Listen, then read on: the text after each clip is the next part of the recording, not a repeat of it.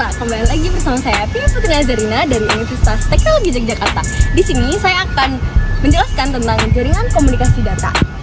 Jaringan komunikasi data yang akan saya jelaskan adalah tentang data link layer. Data link layer sendiri merupakan jaringan lapisan kedua dari bawah dalam model OSI yang nantinya akan dikonversikan menjadi frame-frame jaringan yang berisi data yang nantinya akan dipecah menjadi bit mentah yang akan dikirim ke lapisan fisik agar diproses oleh lapisan fisik tersebut. Tugas utama dari data link layer adalah mengelola akses ke media fisik, lalu mengatur pengiriman data, kemudian memberlakukan mekanisme flow control. Yang keempat ada mendeteksi dan mengirim ulang frame yang rusak atau hilang, dan yang terakhir adalah mentransformasikan data ke saluran yang bebas dari kesalahan transmisi. Selanjutnya kita akan menanyakan pendapat dari mahasiswa yang ada di sini. Mas. Ya. Mas tahu protokol simplex tak terbatas nggak? Nggak tahu. Aduh, gimana tuh? Mungkin banyak tahu. Kok saya? Ya kan buat teman saya. Sejak kapan? Barusan.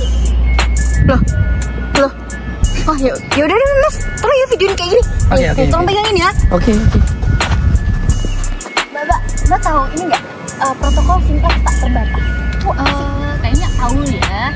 Jadi mungkin ini merupakan protokol yang paling sederhana dan merupakan jenis protokol tanpa kontrol atau kontrol kesalahan. Nah, khususnya dalam kategori saluran tanpa suara. Dalam hal ini protokol tersebut merupakan protokol searah dengan bingkai datanya bergerak dari pengirim ke penerima. Jadi penerima tuh nggak bakal bisa mengirim balik datanya ke pengirim. Oh, jadi nggak bisa balik itu Mbak? Iya, benar banget. Kalau contohnya tahu nggak sih Mbak? Kalau untuk contoh sendiri kayaknya aku belum tahu deh. Coba tanyain ke masnya tuh yang tadi. Mas tahu nggak? Tahu. Teman saya yang tahu. Ayo ikut. Ayo. Nih teman saya Mbak. Dia tahu contoh-contoh yang tadi. Tahu Mas? Iya tahu. Mas tahu nggak contoh protokol simplex tak terbatas dalam kehidupan sehari-hari? Tahu. Iya.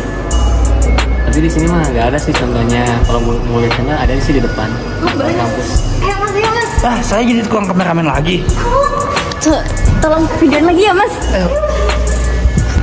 Mbak, saya dapat gaji nggak nih dari pegang video nih? Dapat nggak ya? Aduh, saya juga baru nih jadi reporter. Saya juga belum dapat gaji. Cep. Mas. Mana Cep? Iya nah, contohnya mana? Contohnya jauh pisan tuh. Jauh, bentar lagi lah. Mana Cep? Jauh kene tuh. Deket. Iya di luhur ya. Mana? Oh. Iya. Oh iya. Oh ini. Iya ini. Mas tolong videoin dulu lagi ya.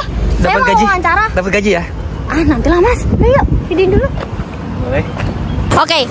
Jadi gimana sih Mas contoh implementasi dari simplex protokol simplex tak terbatas itu? Ya, jadi simplex tak terbatas itu kan hanya memiliki transmisi satu arah gitu. Jadi inilah bisa disebut contohnya. Oh ini contohnya Iya. billboard ini ya? Iya. Siap. Jadi ini tuh memiliki yaitu satu transmisi satu arah. Jadi hanya dikirim dari pengirim ke penerima doang. Jadi penerima tidak bisa mengirim kepada pengirimnya gitu. Sebenarnya masih ada ya contoh lainnya, yaitu transmisi radio. Cuma karena di sini tidak ada contohnya, jadi saya hanya bisa menunjukkan salah satunya saja ya. Oke, mungkin itu saja penjelasan buat protokol simple tak terbatas atau unrestricted simplex protocol. Sampai ketemu lagi, dadah. Mas, tunggu dong, tunggu bentar. Kayaknya nih penjelasannya masih kurang deh. Gimana kalau kita nanti bahas penjelasan lebih lanjutnya tuh di podcast kita. Jadi stay tune terus ya. Kita bakal bikin podcast nantinya buat Ajak itu. iyalah. Jadi jangan kemana-mana ya, tungguin podcast. Tanya dulu, ayo. Mas Mbak, nanti kita bikin podcast lagi ya buat jelasin perincian materi kita itu. Mau nggak? Boleh. Gimana ya? Saya capek, Mbak. Iya. Mau nggak? Mau. Boleh. Gaji dulu. Gampang itu. Tungguin kita ya. Dadah. Nah, balik lagi sama aku buat ngelanjutin janji podcast kita tadi. Nah, di sini teman-temanku tadi udah bawa mahasiswa lain yang mau kita tanyain. Bapak-bapak, mau nggak jadi MC gantiin saya? Tentang apa nih Mbak bahasannya? Tadi ya, desain protokol ya? Desain protokolnya kita belum jelasin. Bisa nggak Mbak coba tanyain ke Mas? Oke, bisa aman.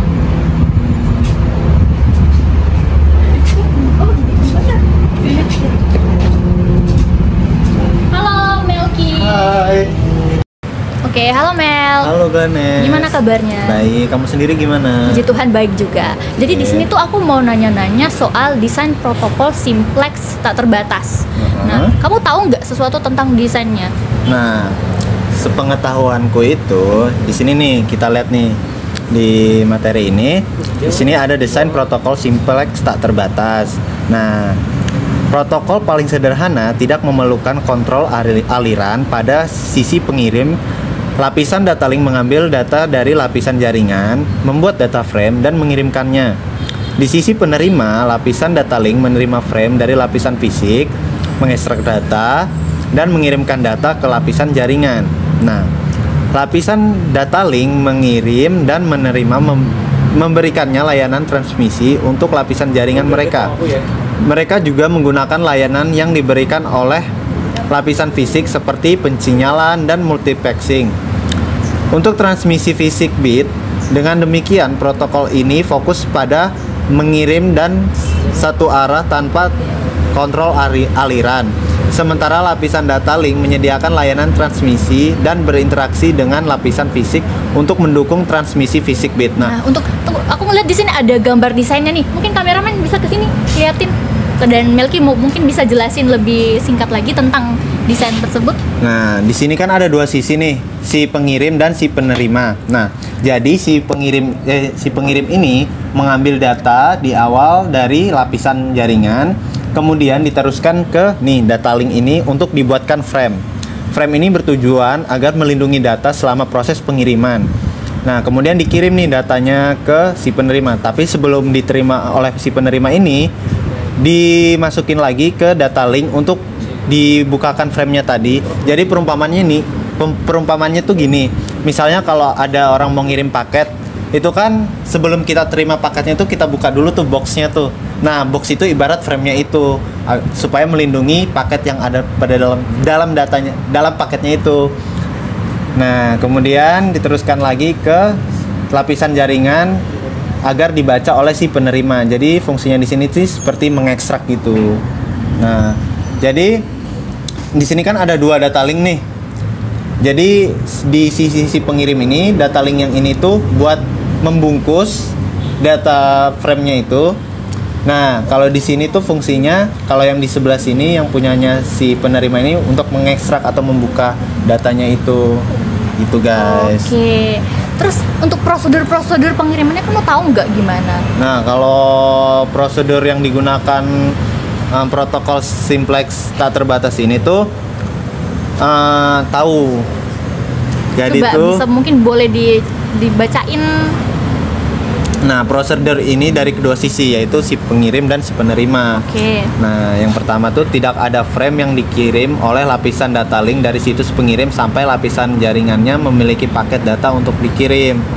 Nah, jadi tuh tidak ada frame tuh maksudnya tuh tidak ada kayak boxnya yang dikirim oleh lapisan data link dari situs pengirim sampai lapisan jaringan memiliki paket.